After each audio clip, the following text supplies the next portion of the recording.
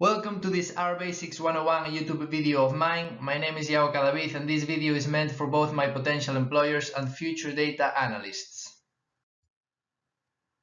It is meant for my potential employers because they get to know my current R skills and also they get to know my communication skills in English.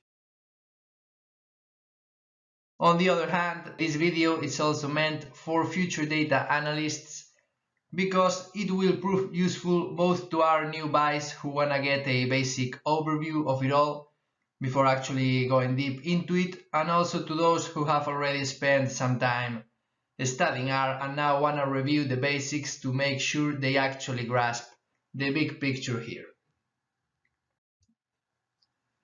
I divided this R Basics 101 lesson just into 4 parts, so that you can easily follow me, no problem.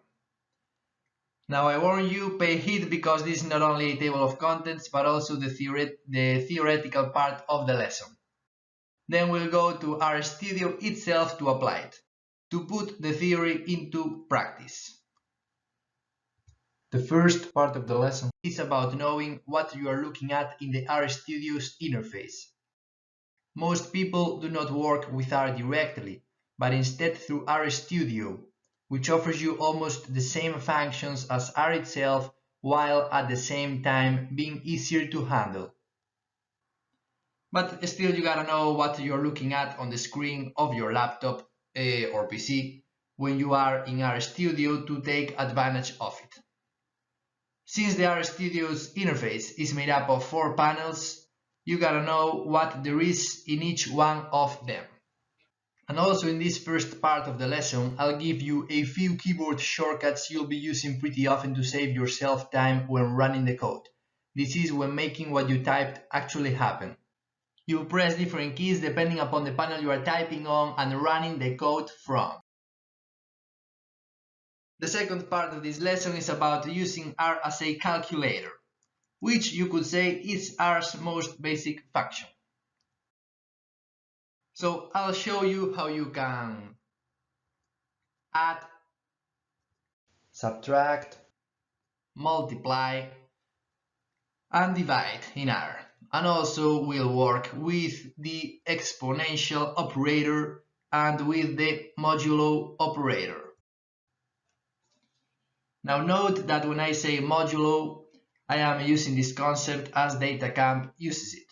So that 5 modulo 3 equals 2, since 2 is the remainder of dividing 5 between 3, as the arrow here shows. Okay? So the double percentage symbol you see down there means we are gonna find the remainder of the division when using this modulo operator. The penultimate part of this lesson is about assigning things to a variable, or storing things in a variable, if you will. Now the best way to explain this is as Rafa Gonzalez Gouveia does.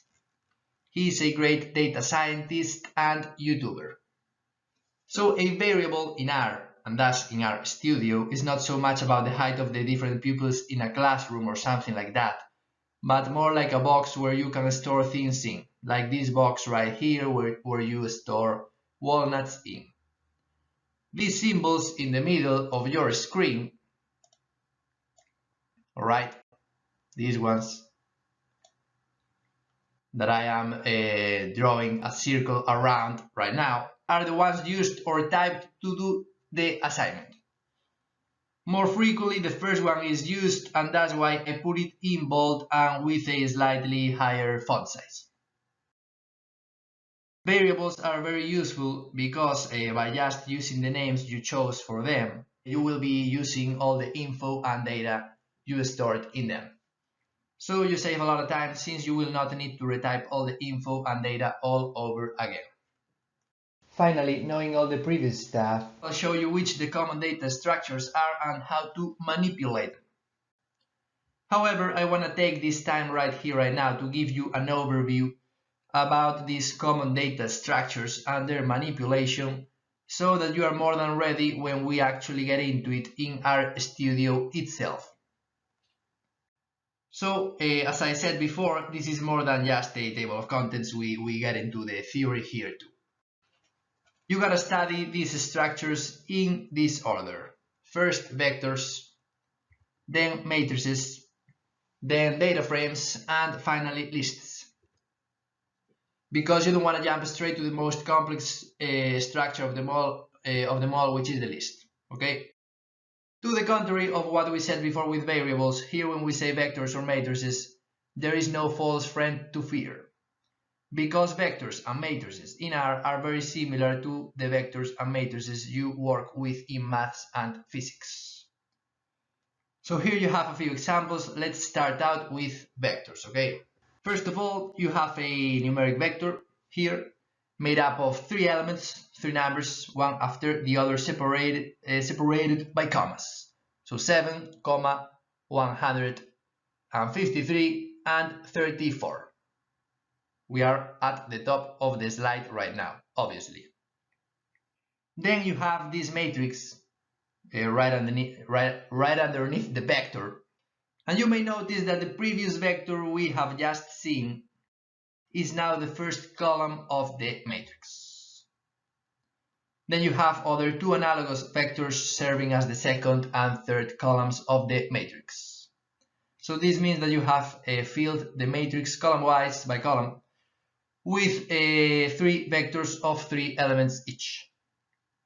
As simple as that one. Now the thing is, until now, both with the vector and with the matrix, we have encountered an R's restriction, which is that all the elements gotta be of the same type. Like in this vector right here, in which all of them were numbers, 7, 153 and 34, so numeric elements, or like with the matrix, where the very same thing happens. Now, keeping this in mind, the data frame is basically like a matrix, but where you have vectors of different type. So, for example, one that is made up of numbers, another one which is made up of names. This is a character vector whose elements gotta be typed between quotation marks, like you see there on the screen. And finally, another one which is a logical vector, made up of trues and falses, like when you are asked in a survey if you like soccer and where answering yes is true and answering no is false. However, data frames are still limited by a restriction matrices also have. And this restriction is that all the vectors gotta have the same number of elements, which means they gotta be of the same length. For instance, in our matrix example and also in our data frame example, all the vectors have 3 elements each. Complying with this length restriction, both matrices and data frames suffer from. To the contrary, lists break free of these shackles, since in a list you can have a vector with, let's say, 10 elements. Okay, let me draw it here. Let's say 10 elements, a vector of 10 elements. Okay, and then also a matrix like the one we saw before, for instance, with three elements per vector. Furthermore, this very same list right here could also have a data frame with, for example, 97, let's say 97, so a lot, elements per vector, if you will. So no length restriction with lists or for lists. And then you could go on to add even a list to this list right here. So the bottom line is this: in a list you can put basically anything inside it. The list is the most complex common data structure of the 4 and thus the last you would study. That's the idea here. Also note that a list is made up of components, with these components being vectors, matrices, data frames, and even other lists, as we have just seen, and we call them components of a list, okay? We call them components. Right. If you go to DataCamp, okay, and take on the introductory course to R, they will sum up the course saying that by the end of it, you'll be able to manipulate R's common data structures. So what does the term manipulate include? You may ask. What are you actually going to be doing with these structures in the course? Well, it includes doing 3 things to all of the common data structures, to all of the common data structures we have just seen. a few moments ago.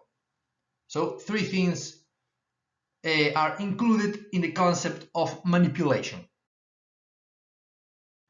First of all, you create the structure. So you give birth to the structure, if you will, like a mom to a baby. And usually you also assign the creation to a variable. So you store the created structure in a box to reuse it later faster. Sometimes while creating the structure and other times afterwards, you'll name or rename the elements of a vector. For instance, in the vector at the top left corner of the screen, you could say that 7 is Monday, okay, 153 is Tuesday, and 34 is Wednesday. Because maybe you earned $7,000 in Monday, and then you earned $153,000 in Tuesday, etc. That would be a lot of money earned in one single day, I know it. But you get my point, and that's the important thing here. And more of the same thing goes to naming or renaming the rows and columns of a matrix, the columns of a data frame, and the components of a list. Now don't mistake these names we are talking about now with naming the variable that stores the whole structure itself, okay? That's another thing we already talked about before a couple of times. And the third thing we're gonna do manipulating these four common data structures is to select some specific elements you may want from within these structures. Like when you go to an ice cream parlor and choose the flavor. In the case of matrices, you could also go on to select a whole row or a whole column. The same thing applies to data frames, in fact. And in the case of lists, you could even go on to select a whole component of it. Sometimes you'll be doing these selections by position. Okay, let me erase the number 3 now. All right.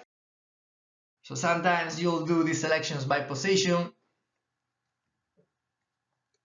others by logical condition.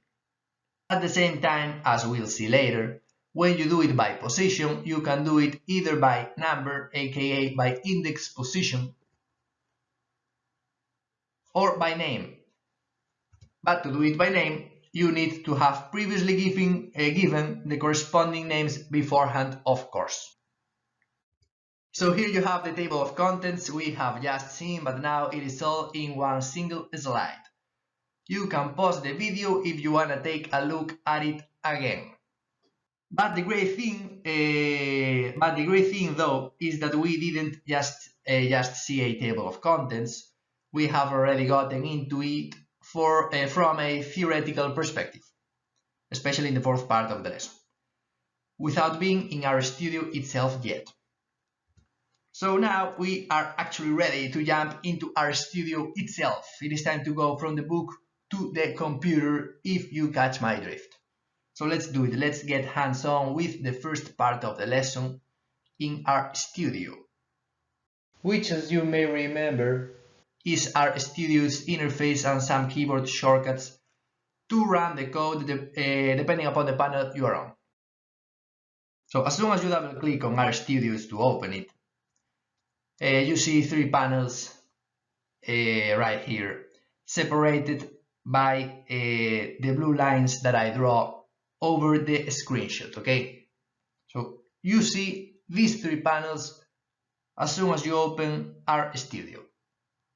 The panel on the left half, which is the console, gives some info about the version of RStudio you are using, among other info. So now let me tell you something, and trust me with this one, okay? Something is missing here. Something is missing here. The most important panel of them all is missing here, which is the editor.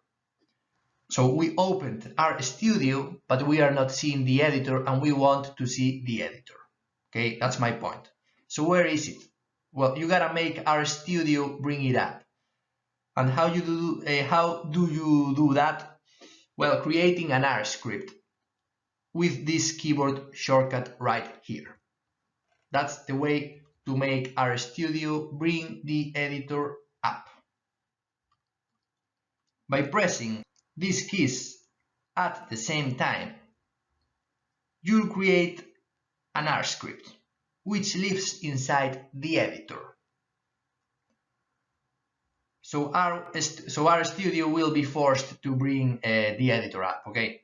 It's like you live in a home or a flat. Well, an R script lives in the editor.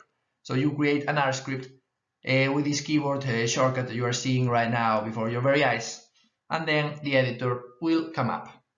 As simple as that. So there you have it.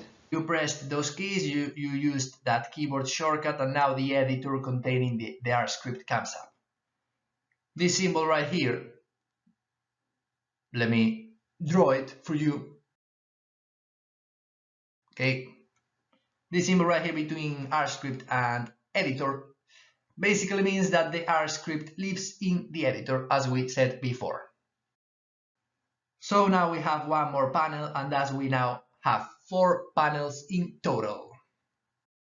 The editor at the top left corner of this slide that we have just brought up with the aforementioned keyboard shortcut. Okay. Also we have the console at the bottom left corner. Before it was occupying the whole half, but now it went down to make space for the editor. All right. Then we have the workspace at the top right corner, and finally the help panel at the bottom right corner of your screen. That thing right there under the P is a drop of blood, like when you really need help because you are hurt. Okay. So what is each panel for? Summing it all up, the editor is the house of the R script. Okay, as we have been saying all along. And the R script is to type code, run it and save it to reuse it later, to rerun it later. So just like assigning stuff to variables is done to save time later, since you will not need to retype everything all over again, the R script serves pretty much the same purpose. So you will save time with the R script. You will not need to retype everything all over again. That's why I said earlier that the editor is the most important panel of them all, because it contains the R script that will save us a lot of time so that we can go to the beach with our friends more often. Now the console is the other panel where you can type and run code, but you will not be able to save it. However, the console does have its own purpose the editor does not have, and this is that the outputs, the results of the code you run, will appear here in the console. Not in the editor, but in the console. The console is where you will be looking at the output of the executed code most oftenly, regardless of where you ran the code from. The third panel, the workspace at the top right corner of this slide, is mainly like a shelf where the variables you have created by running the corresponding code will appear, so that you know they have been in fact created, and also so that you can take a rapid look at the data stored in them just by clicking on their names. So the workspace is mainly a shelf for the variables you create, okay? As of now, it says environment is empty because we haven't created a single variable yet. And finally, the help panel at the bottom right corner is not only there to help you, obviously, but also to install and activate packages, which are like additional R functions, and to see the history of the graphs you made while working in RStudio. So we have already seen you run code on the left, okay, both in the editor at the top and in the console at the bottom. But the thing is, you'll do it more frequently in the editor's R script, since here you can save the code to reuse it later without wasting the scarce time of your life, as we also said before. Perfect. So what about the keyboard shortcuts to run the code that I already promised I would talk about? Well, in the console, it is not even a keyboard shortcut. You just press enter to run the line you are on. Like 1 plus 3 in this example equals 4. When I say in the console, I mean that you typed the line in the console and thus you're gonna run it from there. However, in the editor with the R script is a little bit more complex, so still elementary school easy, okay? If you simply wanna run the line you are on, like we did before, but this time from the editor, you hold Ctrl and press Enter. Okay, this very same keyboard shortcut also works to run some lines you select by dragging your mouse over these lines so that the blue area gets over them. The blue area over here, obviously. Alright. And finally, the fourth option, my friends, is the following. You just want to run all you have typed in the editor's R script. Everything. Well, simply hold Ctrl, hold Alt at the same time and press R. That'll do the trick, I promise. This very same example at the bottom right corner we are seeing right now is the one we are about to use, in fact, in the second part of this lesson, which is using R as a calculator. Let's get right into it now. I simply took 5 and 3, okay, and typed in the editor's R script 6 arithmetic operations using these two numbers. Okay, so I did addition, subtraction, multiplication, division, exponentiation, and modulo, meaning the remainder of the division. Then you run all the lines and you get the corresponding outputs in the console. On the left side of this slide that you are seeing right now, you have the results for the first three operations, which are addition, subtraction, and multiplication. So 5 plus 3, 5 minus 3, and 5 times 3 equals 15. And on the right side, you have the results of the next three operations in the console: division, exponentiation, and modulo. Remember that you can always, of course, pause the video to take a closer look whenever you want to, and also rewind the video. However, R as a calculator doesn't end here, since you can also do these very same 6 arithmetic operations working with vectors and matrices.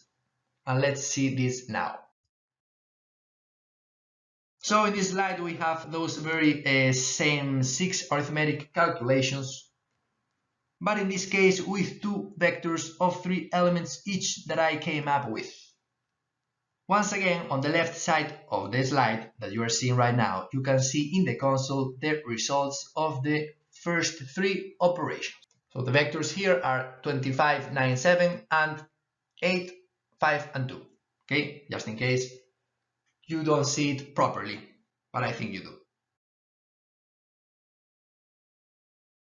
And on the right side, that has just popped up for you as of now, you have in the console the last 3 operations.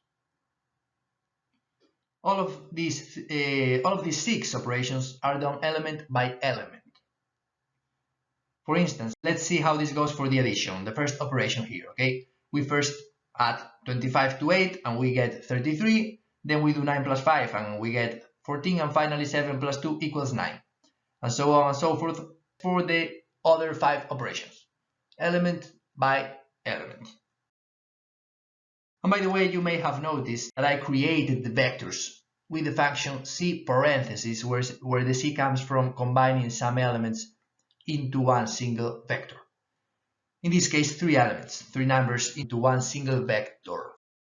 Finally, let's do a couple of these arithmetic operations with 2 matrices, okay? Now, I warn you, do not pay heed, okay, in the next slide, do not pay heed to how I created the matrices. Just let's concentrate on the fact that in the same manner as with vectors, you can do arithmetic calculations with matrices element by element. Still and all, later on, I will indeed explain to you all how I created these matrices. But for now on, let's just say that you create a matrix with the function matrix parentheses and just focus on the arithmetic operations at hand in the next slide, okay? So look at the left of your screen now, we are on the left, and also focus on the console. So I created two matrices, and I assigned one of them to a variable named matrix underscore 1. So matrix underscore 1 is a variable stored in the matrix. And the other one to a variable named matrix underscore 2. The other matrix has been stored in a variable named matrix underscore 2. So now we have two variables representing or storing matrices. Two matrices. To get to this point, I first created even more variables, and that's why the R workspace is no longer empty, okay? But again, we'll get into this in a few moments into how I created the matrices, not now. Now you can see in the console the two matrices because I printed them out. This means that I typed the names of the two variables storing these two matrices and I ran both lines. So when you type the name of a variable and run this line, you are printing the info inside the variable. So it appears in the console. Okay, so the result is that you, my friends, can actually see the matrices in the console. Okay. Now let's go to the right side of our screens, all right? Let's go to the right now. Okay, first of all, the only reason why now you do not see the editor is because I minimized it so that you can see the outputs of the console all at once. Talking about the right side of your screens. You minimize the editor just like you minimize a web page on the internet, okay? No fancy stuff here, just the typical stuff. The thing is that on the right side of your screen, where I minimized the editor, you can see that we added and multiplied both matrices. We multiply them in two different ways. So note that if you wanted to multiply the matrices in the more complex way of doing it, the one specifically associated with matrices, then you would have to type what you can see at the bottom. This is the percentage symbol times the percentage symbol, instead of just the element by element multiplication symbol, which is just the asterisk alone. You have both multiplications right there, one above the other and the other under the one, if you know what I mean. Let's keep going. Now, doing these arithmetic calculations with data frames and lists ain't be that easy since, as we said before, these two structures have vectors of different type, so you could wound up doing nonsense calculations. These nonsense calculations would be the following, and I did it with single numbers to keep it simple, okay? You cannot add 5 to James, like you can see that I'm doing at the top of the script there. Or else, in the console, you'll get a non-numeric argument to binary operator problem. In the console, you would get this error, okay? The non-numeric argument would be James, and the binary operator would be the plus symbol here, okay? The addition, the plus symbol, would be the binary operator. Okay. You cannot do James plus true or plus false either, or else you'll encounter the same error as before. You can see this again in the console. Finally, you can add 5 plus false and 5 plus true. You can. Yes, we can, since R will interpret false as 0 and true as 1, but then again, can answering no or yes to a question be actually valued 0 and 1 respectively? I don't think so, Big Show. So we would probably be doing a nonsense calculation once again. So the bottom line is this: be careful when doing calculations with data frames and lists, since they have vectors of different type and data of different type cannot or should not be operated together. Now we're gonna see in RStudio how to assign things to variables to be able later to reuse these things faster without having to retype the info and data all over again, but instead just typing the name of the variable. We already talked about this, now we're gonna do it in RStudio. The great thing is that we can learn this, and at the same time we can also learn how to create the common data structures, something that actually belongs to the fourth and final part of this video. So in this way we can kill two birds with one single stone, which obviously is good news Barrett. So let's do this, okay? Let's learn how to assign things to variables and at the same time learn how to create the common data structures, starting off with vectors and matrices. As I said before, when doing arithmetic operations with matrices, to create those matrices back then, I created several variables, and I did it following the typical process of creating a matrix. So now we're gonna see in our studio how to do this, what this process of creating a matrix is exactly all about. It is only about three simple steps, the first one being on this slide. So first we assign each vector that we will include in the matrix to a variable with a name of our choice. We name the variable storing the vector as we want. So here in this example, we have three numeric vectors. The first one being 34, 92, and 75, as you should be able to see. If not, I guess you'll need some glasses on your eyes. So we assign this first vector to a variable that I named vector underscore 1, and we do the same thing with the other two vectors. We assign them to vector underscore 2 and vector underscore 3. Remember, we create a vector with the function C parentheses, as I already mentioned before in this video.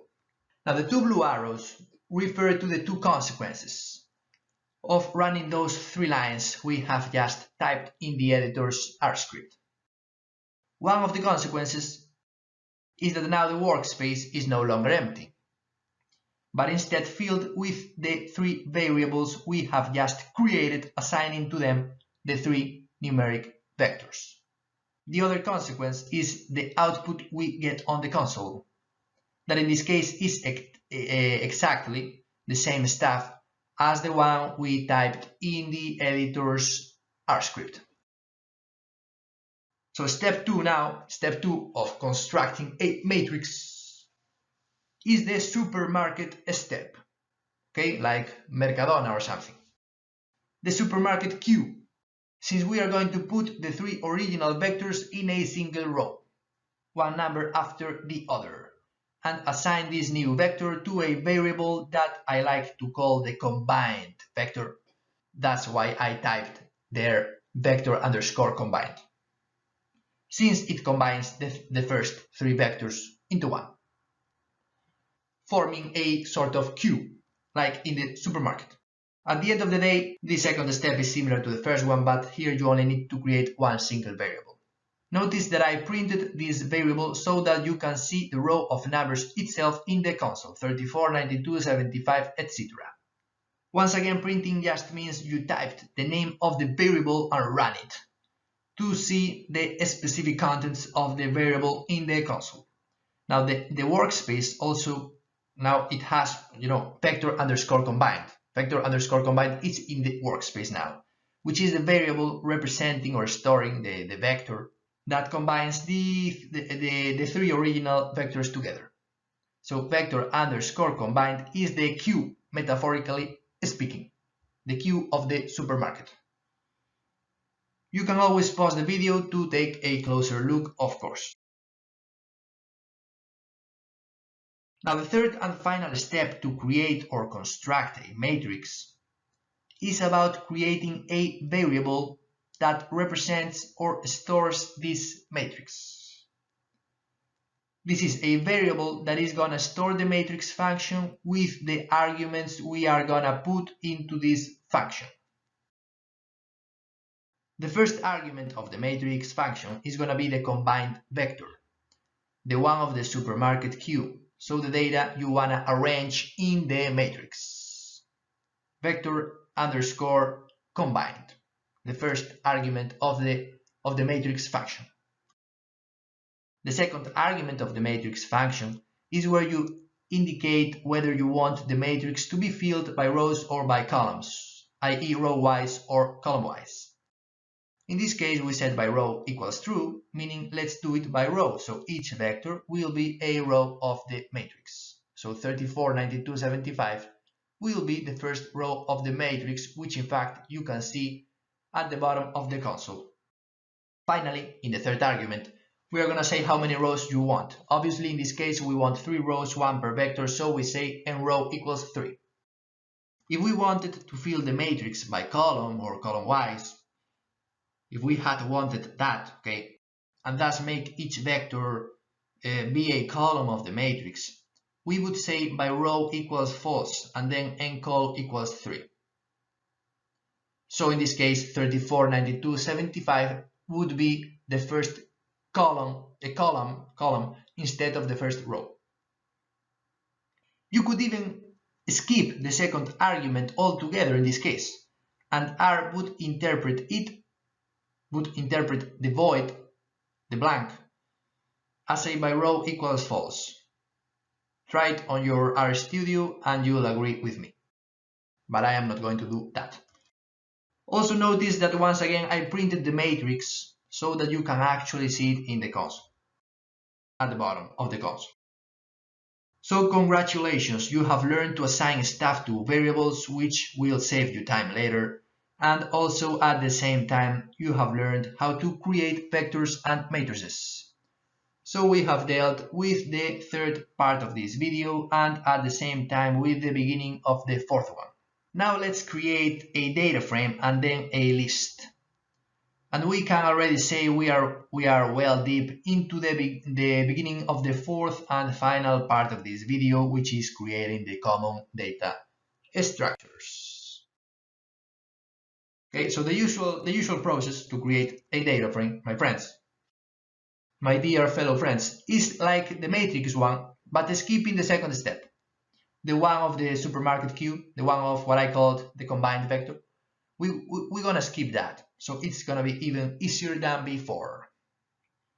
So first we assign the vectors that will go into the data frame to variables, which are gonna be named as we consider appropriate.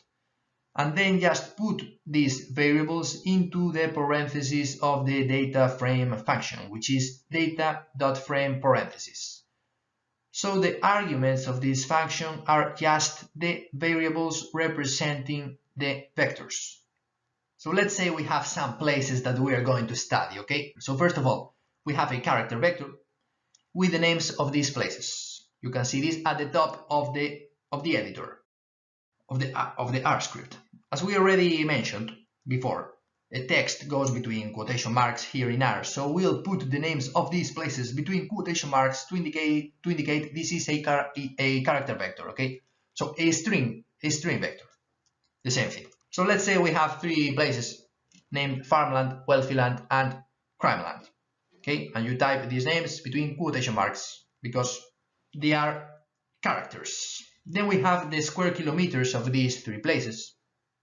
So a numeric vector, so a different type of vector because this is going to be a data frame. No longer just a matrix where all the vectors are of the same type. Remember, we already talked about this. And finally, we have a logical vector to answer the question, are these places safe? And as you would expect, crimeland is the one that is not safe. Okay, so crimeland is false. The other 2 places are safe, and thus they are true. So now the second step, okay, is just applying the data frame function and then assign this structure created with the function to a variable with the name we want. In this case, I chose places underscore data frame. You may have noticed that both the process of constructing a data frame and the final output are just a little different from matrices, but only a little, since there are also plenty of similarities. As a matter of fact, the order in which I chose to explain all the topics in this video was determined by my intention to show you the similarities so that you can learn it all faster and remember it faster. Finally, let's create a list. Just let's pick it up from where we left it with the data frame and move on from there.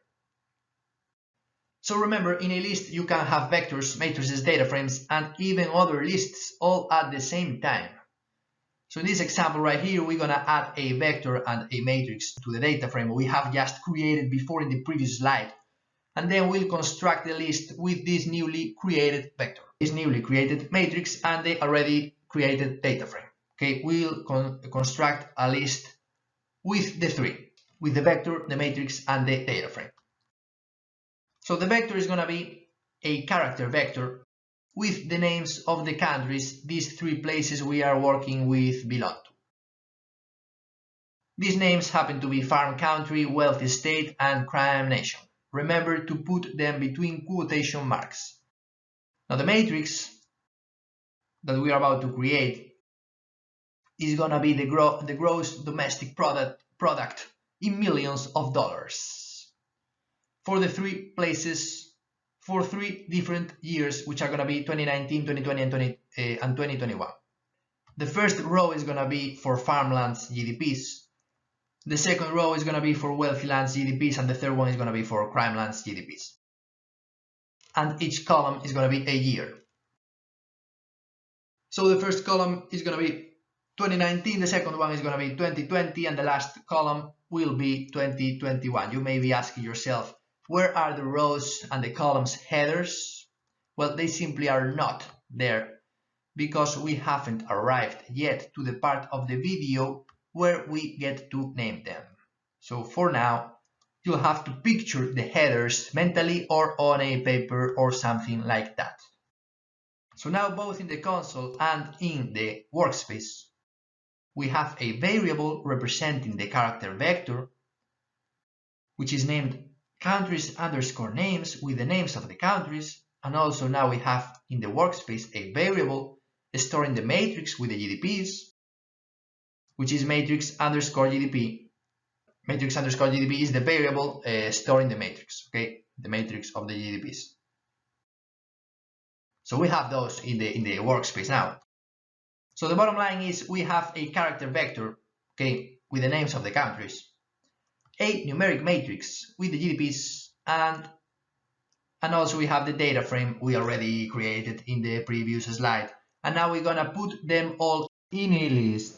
Okay, once again, we are going to put in a list the newly created vector, the newly created matrix, and the already in the previous slide created data frame.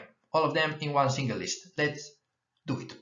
So now we just have to use the function list parentheses to create the list and assign this list to a variable with a name of our choice, which is going to be list_places, because I want to. So you may notice that the process is very similar to that of the data frame. The arguments inside the parentheses in this case are going to be the vector, the matrix, and the data frame, since the components of a given list are the arguments of the list function.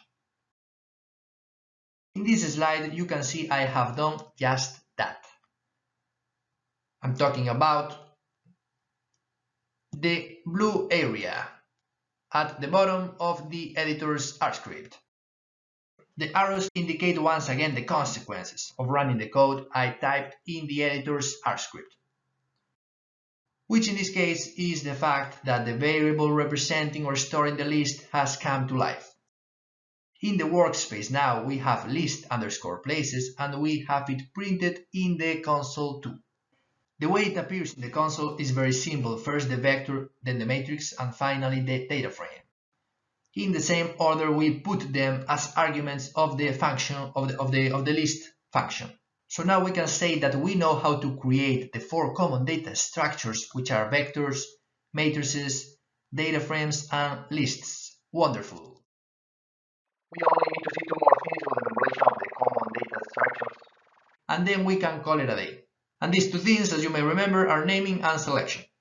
Now, just like with the creation of the common data structures, there were similarities in the process of creating them. There are also going to be similarities with the naming of elements in a vector, rows and columns in a matrix, columns in a data frame, and components in a list.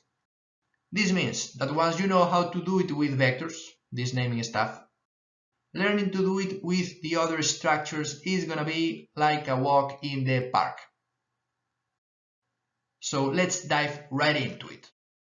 Now, first of all, as I previously said in this video, we can name during the creation of the structure or after the creation of the structure. So let's name the elements of a vector first from the outset and then afterwards. In this slide we're gonna do it from the outset. We're gonna name the elements of a vector while creating the vector. Also note that we're gonna be working with the same example as before of the places. I mean the example of farmland, wealthy land, and crime land, because I know you loved this example. Am I right? Of course I am. Let me show you first the vector of these places like we had it before. So without having named its elements, just for comparison's sake, just to be able to make the comparison later once the elements have been named. So indeed, at the top of the editor's R script, I typed places underscore names, okay, to print it out, and at the top of the console, thus you can see it printed out. No names at all for the elements of the vector. Okay, now pay heed to the color purple. We're gonna create the vector from the kickoff, but this time we're gonna name the three elements of it. For instance, using abbreviations of them. This vector is gonna be stored in a variable named place underscore names underscore named. And it says named because now we have named the elements. So the way to name the elements while creating the vector is the following. Inside the parentheses of the function cparentheses, you type the name you want for the element, in this case the abbreviation, and then you type equals the element itself, and you do this for all the elements. So farm equals farmland, and so on and so forth. Wealthy equals wealthy land, and crime equals crimeland. Note that since this is a character vector, the names you want for the elements do not go between quotation marks because the elements themselves are indeed between quotation marks already. So farm, wealthy, and crime do not go between quotation marks because farmland, wealthy land, and crime land do go between quotation marks. So we named the elements of the vector while creating the vector, and we assigned this newly create vector to a variable named place underscore names underscore named. And finally, we printed out the result in order to see it in the console. So now above each element of the vector, we have the corresponding name we chose for the element. Okay, right here, let me draw it for you, right here. There you have the abbreviations above the elements themselves. So we have the abbreviations above the complete names of the places. Farm is above farmland, and so on and so forth. Okay, enough with the purple color, okay? Enough with the purple color. Now pay heed to the color yellow. Now we're gonna do the exact same thing as before, creating a vector for farmland's GDP for the years 2019, 2020, and 2021. So the numbers are going to be 220, 240, and 250. Let me draw this in the workspace. Pay heed here. These numbers are the vector we are going to be working with now. And we are going to do this just so that you can see that when naming the elements of a numeric vector,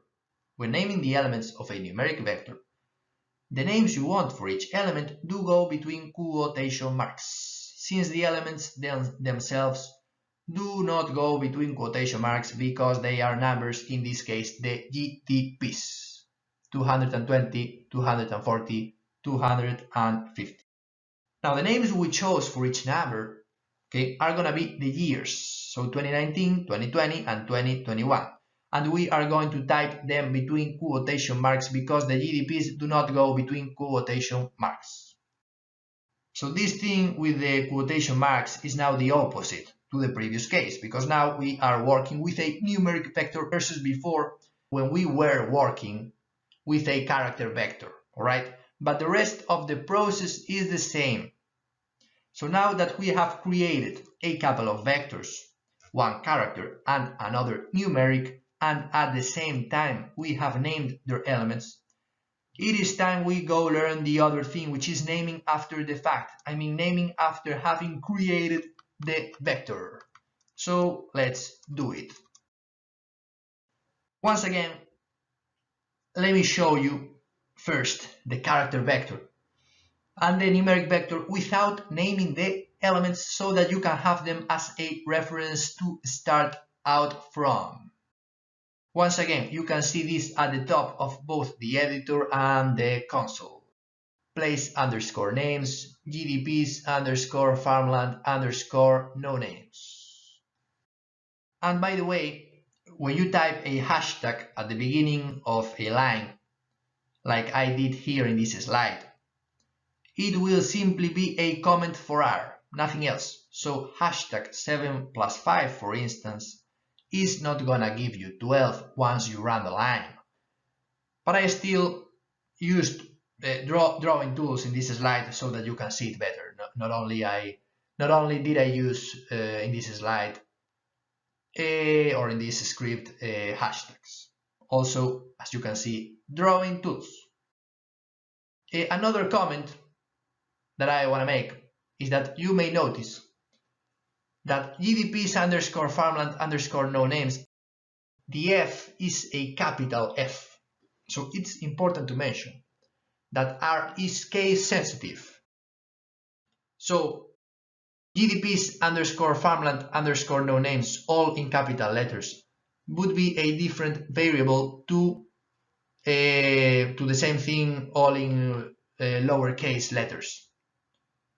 And both would be different to this one right here, where only the F is in capital letters, okay? So another little detail there. So to name after the fact, okay, the usual process is the following. Only 2 steps.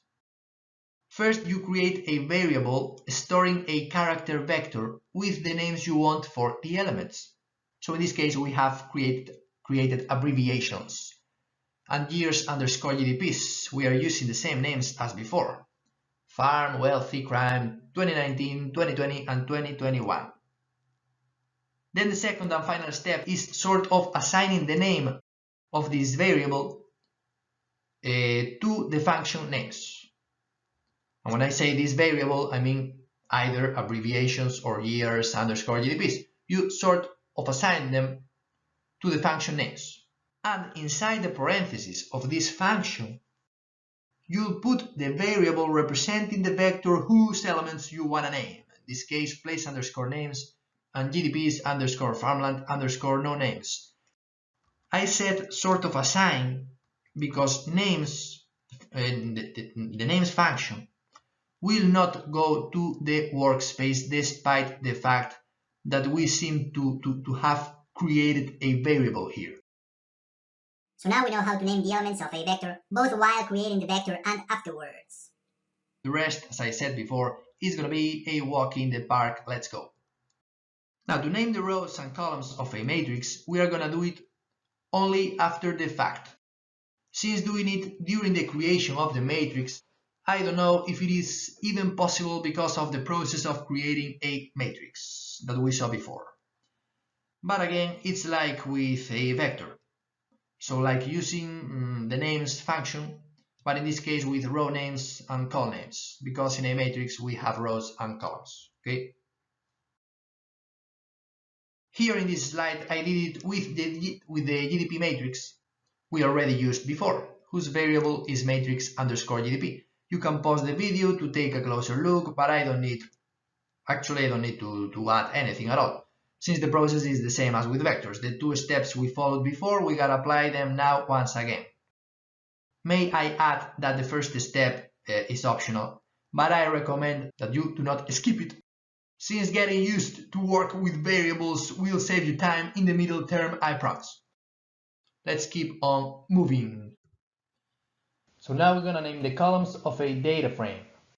In a data frame, you name the columns. I don't think you get to name the rows. The way I learned it, you just name the columns, so that is what we are going to do right here, right now. But you can name them while creating the data frame or afterwards. It is the same process in both cases as with vectors once again. I would even go on to say that it is a little easier here with data frames, and you're gonna see in a moment why. So let's do it first while creating the data frame. Once again, let me show you first the original data frame we had. The variable storing this data frame is places underscore data frame at the top of the editor, and you can see too at the top of the console printed out. Now we're gonna create this data frame again, but in this case while at the same time naming the columns with the specific names we want. And you're gonna see that the process is the same as with vectors, or even easier.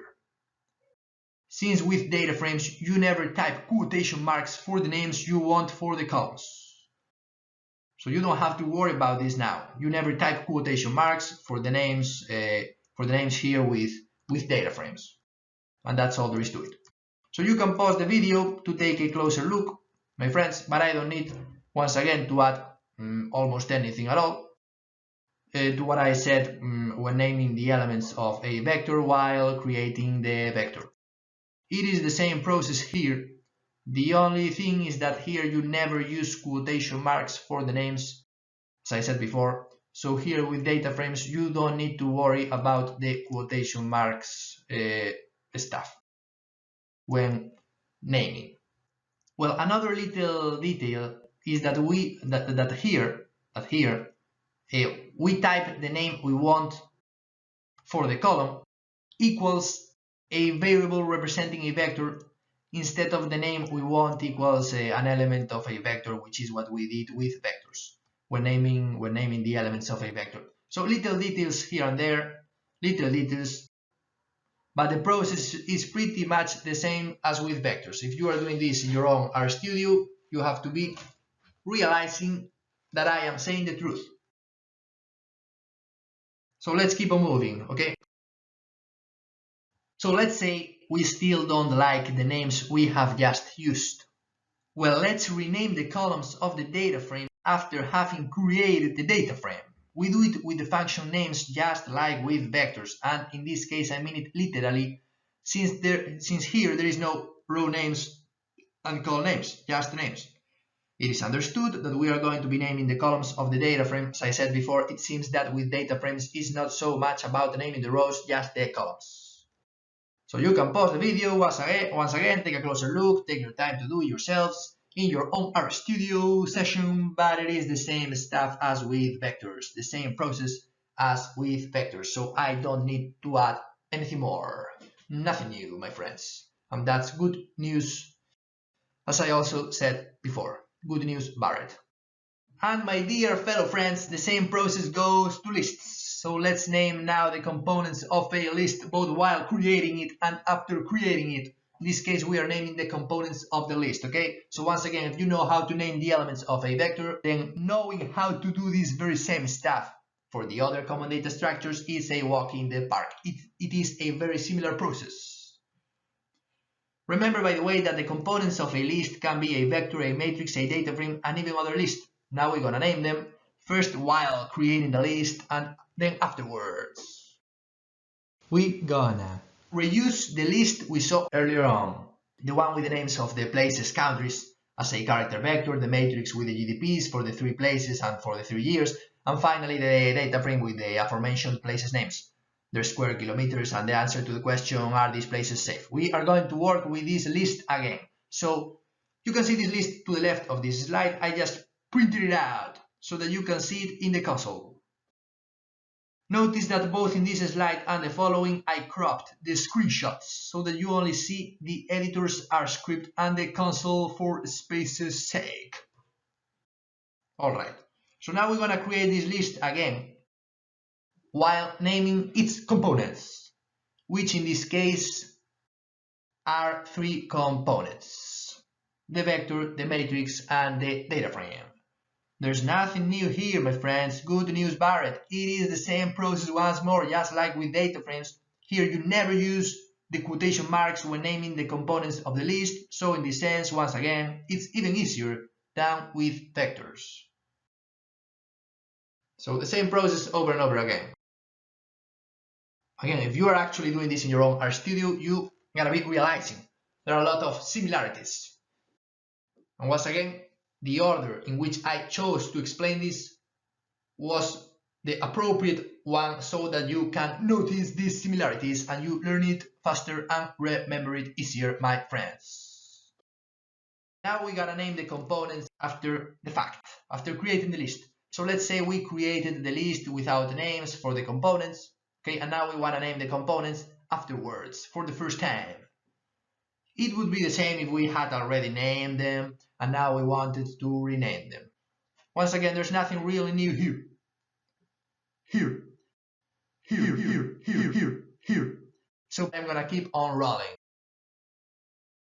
Now we are in the last part of the mall of this video, which is selecting elements from within the structures. As we already said before, you can do selection by position, which at the same time is divided into selection by index number, like give me the second element of the vector. Okay, you can call this the curtangle selection.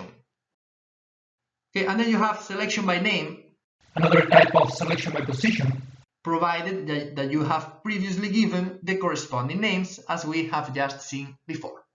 So you have that picture there, we already saw before, with the clerk saying this is my name. So pointing to the tag name, no, on the t-shirt.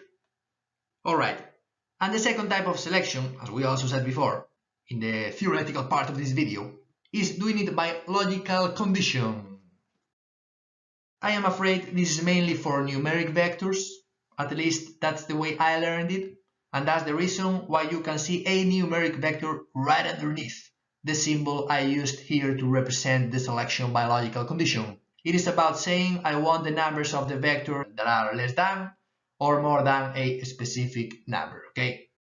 That's what the logical condition is mainly all about. First we're gonna see how to select elements from within vectors, and then just like with naming, selecting from within the rest of the common data structures is gonna be a walk in the park. So once again, a lot of similarities, which is good news, Barrett. Furthermore, with the rest of the common data structures, okay, we are not going to do it by logical condition, only by position. Because the way I learned it, you don't use logical condition a lot for these other structures.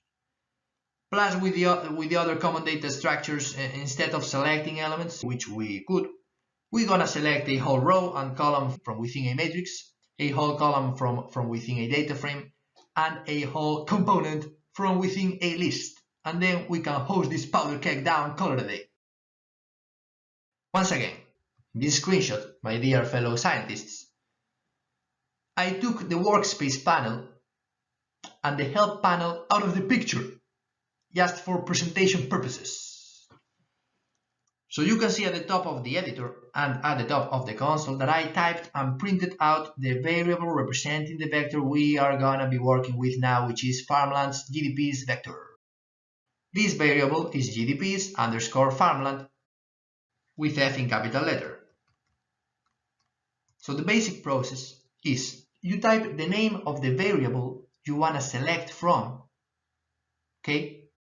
And then you use the square brackets to indicate what you wanna select from within that variable. Doing it by index, so by numeric position selection, we could say that we want the elements from the second one to the third one. And so to do this, we type in between the square brackets 2:3. It is over there, let me show you. There you go, okay? I'm talking about that. What the green arrow is pointing to as of now. Okay. If we had a lot of elements in the vector, you could go on to select from the second one to, for instance, the 17th one, just by typing 2:17 in between the square brackets. Doing it by name instead of using index position numbers Well, we use the name of the element we want to select, and we type that name between quotation marks since it is a string, something made up of characters. Now, I do not recommend that you select several elements at the same time by name, since it's pretty easy to run into an error. That's why here I did it with just 2020. I'm talking about this thing right here, of course. Okay. There you go, black arrow. Finally, you can select by logical condition. So for instance, we could say, give me the elements that are greater than 240. Please, sir, give me that. Which in this case is only 250. The proper way to do this, the way that I recommend that you get used to do this, is the following.